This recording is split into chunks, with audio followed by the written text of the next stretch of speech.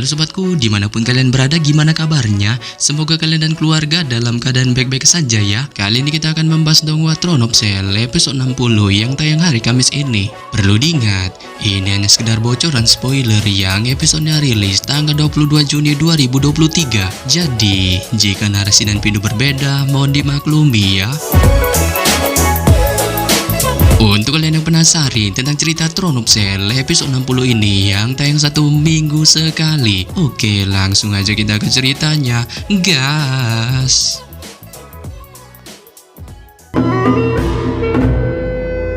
Pada ending episode 59 sebelumnya, kita diperlihatkan tim pengintai yang dikomandoi pemimpin Xiayin dikepung pilar Dewa Iblis ke-52 bernama Aloker, yang hal ini pun lantas membuat pemimpin Xiayin yang berniat melindungi para anggotanya segera mengeluarkan keterampilan rahasianya dengan secara brutal menyerang pilar Dewa Iblis ke-52 itu.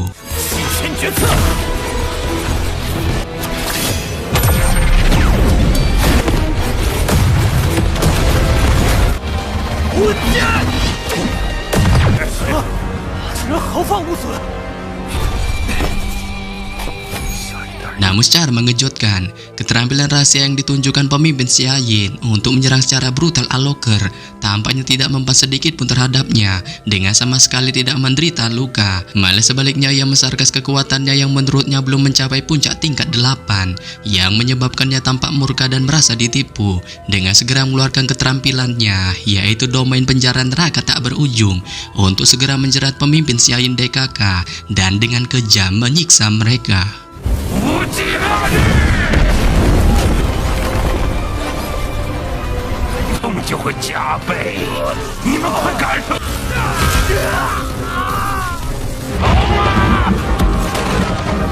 Namun di tengah siksaan pedih itu, pemimpin Xiayin malah menunjukkan provokasinya kepada Aloker dengan menghina ras iblisnya yang hanya mengandalkan kebodohan dan kekonyolan untuk menyiksa para manusia agar tunduk. Terlebih lagi ketika dirinya dan para anggotanya nanti meninggal secara sahih, ia merasa para ras iblisnya kemungkinan tidak akan bisa menembus perbatasan pemburu iblis. Hal ini pun sontak membuat kemarahan Aloker memuncak dengan terus menambahkan siksaannya kepada saudara Alan Walker itu, dan pada akhirnya menghancurkan tungku roh spiritualnya.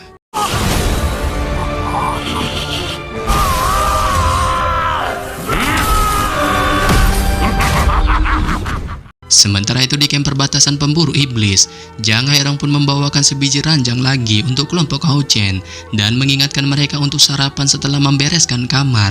Sebelum itu ia juga mengucapkan rasa terima kasihnya kepada Han Yu atas pertolongannya sewaktu pertempuran sebelumnya.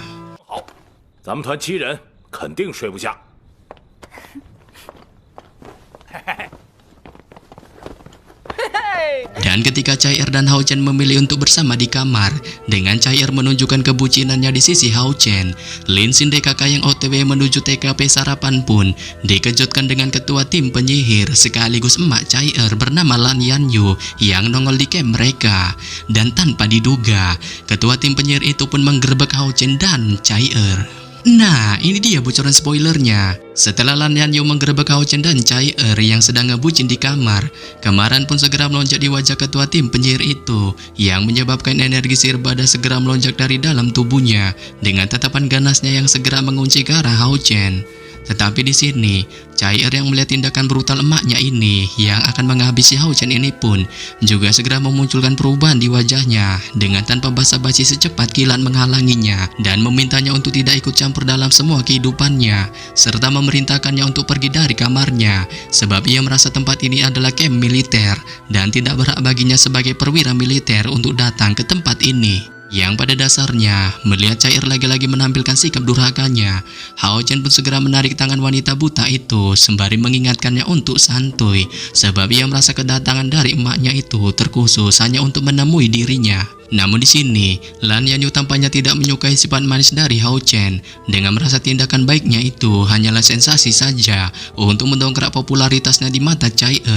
Yang hal ini pun lantas membuatnya segera menatap Hao Chen dengan tatapan ganasnya, sembari mengatakan dengan suara lantangnya bahwa dirinya akan menghabisinya.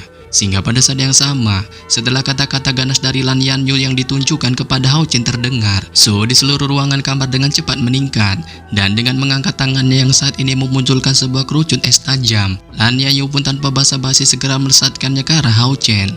Tetapi pada saat yang sama, ketika serangan es itu akan mengenai Hao Chen, Chai segera memunculkan aura badas yang keluar dari dalam tubuhnya. Saat dengan kecepatan kilatnya, ia langsung muncul di depan Hao Chen dan segera menghancurkan serangan dari pemimpin tim penyihir itu, sehingga menyebabkan serangan es itu pun berubah menjadi bubuk es yang segera berhamburan di udara. Serta setelah menghancurkan serangan dari Lan Yanyu, Chai tampaknya tidak berhenti begitu saja. Saat dengan tangan kanannya yang saat ini memunculkan sebuah belati, tubuhnya pun dalam sekejap tiba di hadapan Lan Yanyu, dan dengan belati itu yang saat ini ada di tangan kanannya, ia pun langsung mengacungkannya ke arah dada ketua tim penyihir itu, disertai dengan suara ancamannya yang akan menghabisinya jika dirinya berani menyenggol Hao Chen.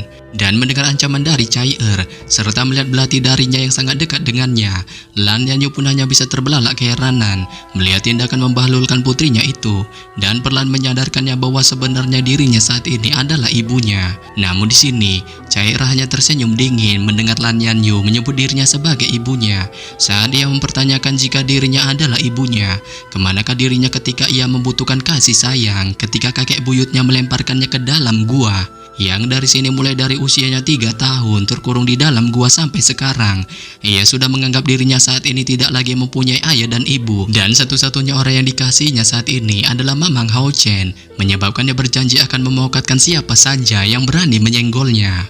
Wanjai. Sontak saja, mendengar kata-kata mengiris hati dari Chai kemarahan di wajah Lan Yanyu pun spontan menghilang dalam sekejap, dan digantikan oleh kepahitan hati yang saat ini hancur sehancur-hancurnya, mengingat putri yang dilahirkannya tidak menganggap sedikit pun kehadirannya sama sekali, yang menyebabkan merasa dirinya di hadapan Chai hanyalah sebatas orang asing. Serta setelah menjelaskan hal ini kepada Lan Yanyu, Chai pun mengusirnya untuk dengan cepat pergi, dan mengingatkannya untuk jangan pernah lagi menampakkan batang hidungnya di hadapan, sebab ia sudah mengambil keputusan untuk memutuskan semua hubungan yang berkaitan dengannya. Sehingga pada saat yang sama, mendengar perkataan dari Chai Lan Yanyu pun spontan terhuyung mundur 2 langkah dengan air mata yang terus menetes di matanya. Namun beliau yang tidak tahan lagi melihat kekeras kepalan dari putrinya ini pun memilih menatapnya untuk terakhir kalinya, dan juga melirik ke arah Hao Chen sembari mengingatkan pemuda tampan itu untuk menemui ketua tim perbatasan pemburu iblis yaitu Zheng Lingxin guna melakukan sebuah misi penting darinya. Tetapi di sini, Chai pun tiba-tiba memunculkan sifat posesifnya dengan menghalangi Hao Chen untuk mengambil misi ini. Namun Lan Yanyu segera menyanggahnya dengan mengatakan bahwa misi itu berdasarkan perintah dari atasan dan tidak boleh sedikit pun dibantah. Serta setelah memberitahukan hal ini, Lan Yanyu pun segera berbalik dan tanpa basa-basi berjalan keluar meninggalkan Chai serta Hao Chen. Dan setelah kepergian Lan Yanyu, Hao Chen pun spontan bisa merasakan bahwa tubuh Chai saat ini mengalami tremor hebat, mengingat dirinya yang sudah melontarkan kata-kata kasar kepada ibunya. Yang hal ini pun lantas menyebabkan Hao Chen segera menenangkannya dengan segera meraih tubuhnya untuk memberikannya sedikit pelukan hangat. Serta setelah memberikan pelukan hangat ini kepada Chai Hao Chen pun berpamitan dengannya untuk OTW menemui Zheng Lingxin guna menjalankan misi, dan juga mengingatkannya untuk tidak perlu khawatir terhadapnya, sebab ia merasa dirinya akan baik-baik saja. Sebelum pada akhirnya ia pun tanpa basa-basi bergegas OTW pergi menemui Zheng Lingxin.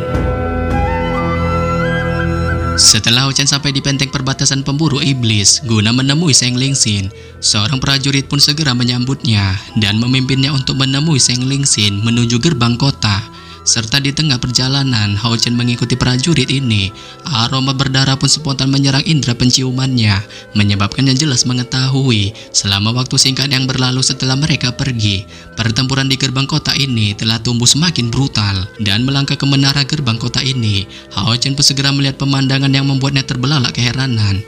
Ini karena ia bisa melihat 1000 penyihir tanpa henti melepaskan sihir di depan mereka, sementara penyihir yang berada di belakang terus mengejar dengan jumlah besar pendeta dan kesatria pelindung berada di depan mereka saat mereka mencoba mengeluarkan serangan gabungan untuk menghabisi sekelompok iblis yang mencoba memanjat benteng perbatasan. Serta setelah mengamati pertempuran brutal para ahli gabungan ke-6 kuil di gerbang kota ini dengan terus mengikuti prajurit yang memimpinnya sebelumnya, prajurit itu pun memimpin Hao Chen untuk terus berjalan lurus dan melewati pusat ruangan sebelum pada akhirnya sampai di TKP Seng Lingxin. Dan dengan lirikan mautnya, Hao Chen pun bisa melihat Seng Lingxin berdiri tidak jauh di hadapannya yang kali ini sedang memerintah para anggotanya. Sehingga pada saat yang sama, setelah sampai di hadapan Seng Lingxin, prajurit yang memimpin Hao Chen pun melaporkan dengan suara lantangnya kepada komandan tertinggi perbatasan pemburu iblis ini mengenai dirinya yang telah membawa Hao Chen, menyebabkan Seng Lingxin yang mendengarnya pun segera memalingkan matanya ke arah prajurit itu sebelum perlahan melirik ke arah Hao Chen dengan tatapan sangarnya.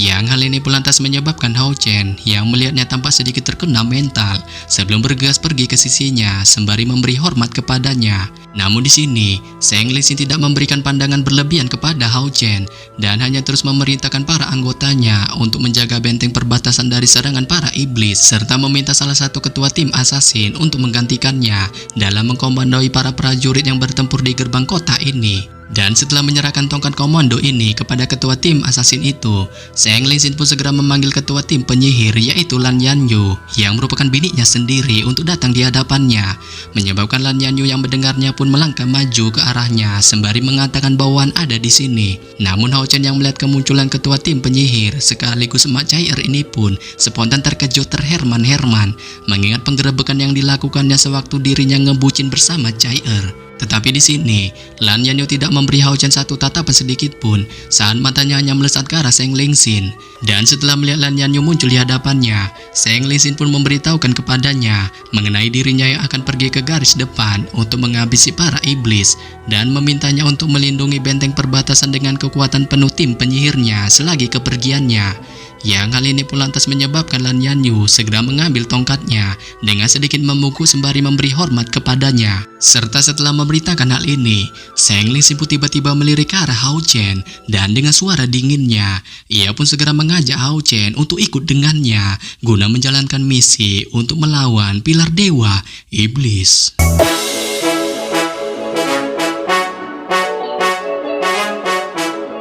Yap. Sampai di sini saja saya menyampaikan bocoran spoiler Throne of Cell episode 60 yang baru tayang Kamis ini. Akhir kata saya ucapkan bye-bye.